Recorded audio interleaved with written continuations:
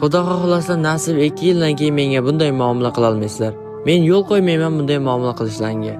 To'g'ri, meni hozir hech kim tanimas, videolarim rekka chiqmas, lekin har doim shunday bo'ladi degani emas.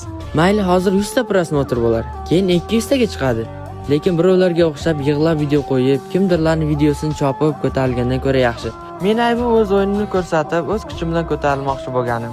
Chunki kimdirlarga o'xshab hayp qilib, kimdirlarga osilib ko'tarilsam bo'lardi yoki kimdirlarni so'kib chiqqanda men ham tez ko'tarilib ketardim. Chunki bu O'zbekistonda tez ko'tarilish yo'lga aylanib bo'lgan. Lekin menga shunisi qulay, o'z kuchim bilan chekka-chekkada ko'tarilsam ham bo'laveradi. Agar malol kelmasa, siz ham obuna bo'lib qo'ying. Haypajorlarning videosidan zeriksangiz, meni videolarimga ham poddeshka qilib turasiz. Xudo xohlasa nasib 2 yildan keyin menga bunday muomala qila olmaysizlar. Men yo'l qo'ymayman bunday muomala qilishlarga. To'g'ri, meni hozir hech kim tanimas, videolarim rekka chiqmas, lekin har doim shunday bo'ladi degani emas. Mayli hozir